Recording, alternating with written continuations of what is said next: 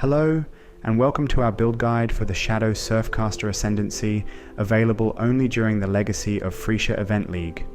The SURFCASTER is the first and only Ascendancy in the game that makes good use of a renowned fishing rod.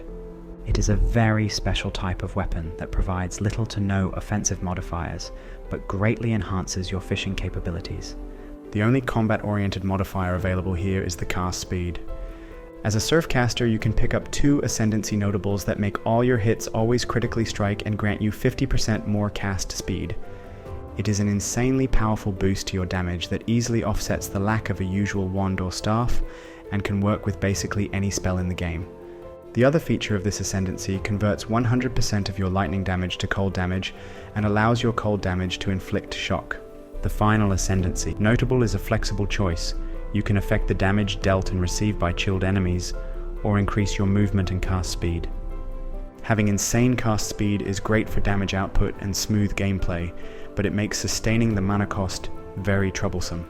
The easiest and recommended solution for this problem is the Eldritch Battery Keystone, which turns your energy shield into a resource you can spend to cast spells, but it no longer protects your life. Our choice for the main spell is the Arc for its amazing clear speed capabilities, but you can also consider Crackling Lance if you value powerful single target damage the most. The guaranteed critical strike chance also affects your Herald of Ice, making it a very effective tool to further enhance your area coverage. The defense is not the strongest asset of this build. To help with that, you will have a decent amount of life and spell suppression chance, a very good recovery thanks to the Petrified Blood, and the great mobility that will help you evade most enemies. This build achieves very fast and satisfying clear speed, further enhanced with cold explosions. The damage against bosses is not that great, but still manageable. The Crackling Lance can double your damage with minor adjustments, but it is not necessary on a daily basis. The Fishing Rod is build defining, but you can comfortably start as a regular spellcaster with no special gear whatsoever, and some adjustments on the passive tree.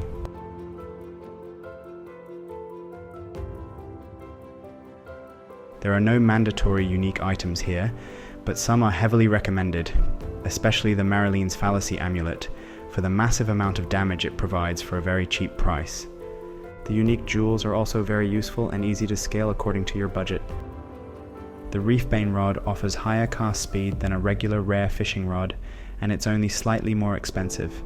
It also makes catching a unique fish easier thanks to the glowing effect. There are not many choices for your amulet. Only the Maralene's Fallacy is worth using on this build. It offers a massive amount of critical strike multiplier and culling strike, while the downside does not apply. The Doppelganger Guise is the best armor for this build. It offers massive physical and chaos damage reduction, which is very hard to obtain otherwise. You can get a corrupted version that raises the gem levels of your skill and link it using the tainted currency. The Replica Heatshiver will grant you an immense amount of damage, but it depends heavily on your shock effectiveness. It also lacks proper defensive modifiers. The Brutal Restraint Jewels grants you tons of dexterity, but also offers bonuses to elemental damage, life, cast speed, or grants you the Onslaught on kill. You can also use the Lethal Pride for strength and a chance to deal double damage.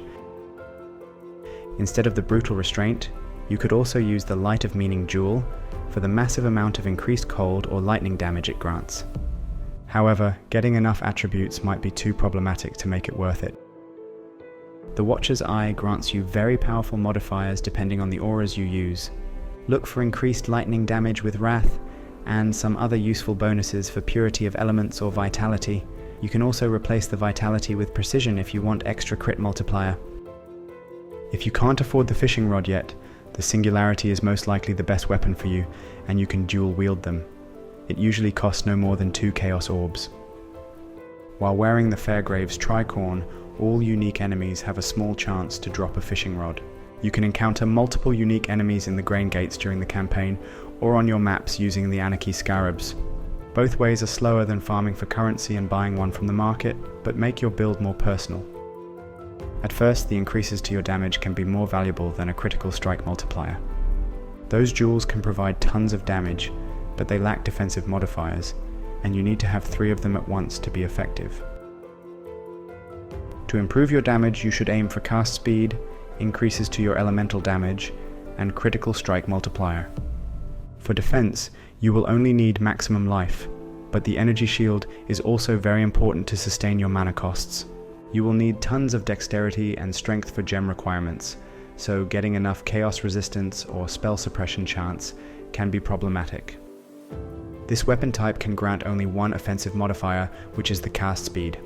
The fishing modifiers should be picked according to your preferences. It can be corrupted to obtain even more cast speed, possibly making it better than the mentioned unique rod. Use a helmet that grants you tons of energy shield, maximum life, and resistance. Ideally, you would also include spell suppression here, but it requires you to get enough energy shield on your other pieces to sustain the mana costs. You will have great mobility with Frostblink, but extra movement speed is still important. Other than that, try to get high maximum life, resistances, suppression, and possibly energy shield. You can use the crafting bench to craft a modifier to improve your shocks on enemies. There are many important modifiers on gloves, but you will also need the usual maximum life, suppression, and resistances here. The Eldritch modifiers are very useful too, but some of those modifiers can be obtained from cluster jewels instead. At first you will need a lot of resistance and attributes here, but as your gear improves you will be able to fit more damage too. Try to get cast speed, critical strike multiplier, or increases to damage, which is easily obtainable with the essence of hatred or scorn. You can finish it with a minimum frenzy or endurance charge added via the crafting bench. For your rare belt, try to get the Stygian Vice to use an additional Abyss Jewel. It should grant you maximum life, strength, and resistances. The crafting bench is also helpful here. It can greatly improve your energy shield sustain. On your rare Abyss, jewels look for critical strike multiplier, cast speed, and maximum life. It can also cover lacking attributes or resistance, or grant you immunity against corrupted blood. The regular jewels are quite similar to the Abyss jewels, but have many more ways to grant you the critical strike multiplier for your skill. They can also boost your life or provide lacking resistances or attributes. The notables here can grant you a lot of damage, but also important utility, such as Life Leech, the proliferation of Freeze Ailment, or blinding nearby enemies. The Snowstorm and Stormrider notables grant a lot of damage, and are usually much cheaper than the popular Blanketed Snow notable. While wielding a fishing rod, even the explosions created by the Orieth's End Flask will deal critical strikes, obliterating all remaining enemies in the radius. It could even replace the Herald of Ice, allowing you to use a different aura, but it won't be as reliable. For your magic flasks, you will need a life flask with bleeding removal and a set of defensive flasks that grant you tons of evasion and protection against stuns and curses. You will also need Quicksilver and Silver flasks for more speed.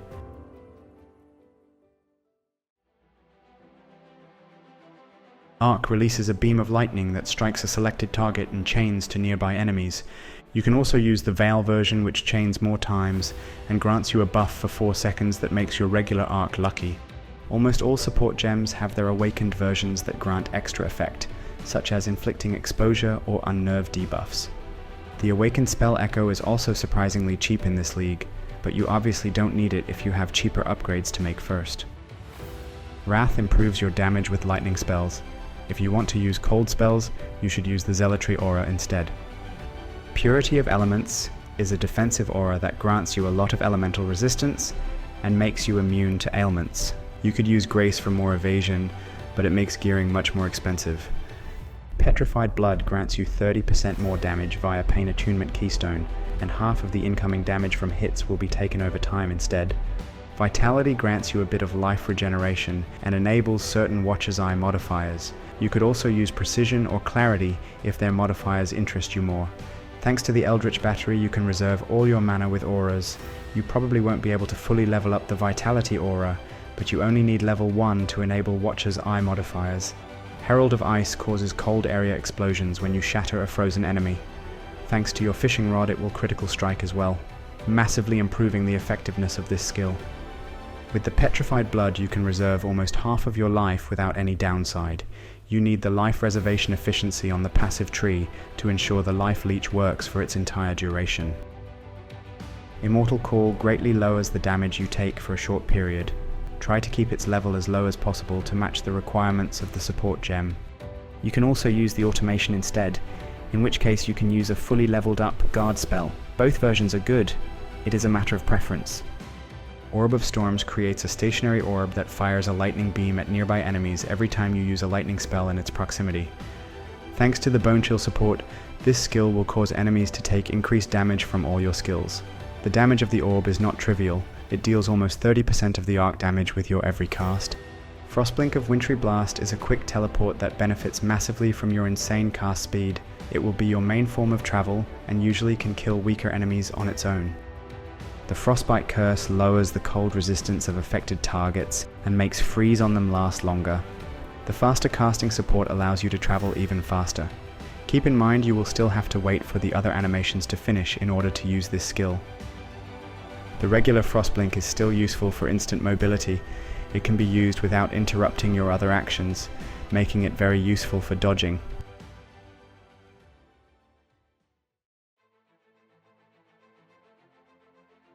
We recommend helping the Alira Bandit for the bonus elemental resistance, which makes gearing much easier. The damage over time effects can be very dangerous for petrified blood users, so the Soul of Arakali is recommended to help with that. Similarly, the Soul of Ralakesh makes bleeding effects much easier to manage. You might need the Soul of Abarath to deal with burning ground if you pick Exarch Influence on your maps. You can start using the Fishing Rod as soon as you complete your first Ascendancy, and the second one will boost you even more. Of course, you can also level up with a regular spellcasting setup just fine. The Arc is not the greatest choice for leveling compared to other spells, but it is still doable just fine, especially if you incorporate the Orb of Storms early. You can also consider using the Rolling Magma or Freezing Pulse if you don't mind leveling with a different spell. Obviously, you won't get easy access to Cluster Jewels and Critical Strikes during the campaign, so the passive tree should be adjusted for your progression. You can find our recommended leveling setup in the written guide on the website. Your Fishing Rod gives you a guaranteed critical strike chance and cast speed, but lacks any increases to your damage commonly found on regular weapons, making those modifiers much more important than usual.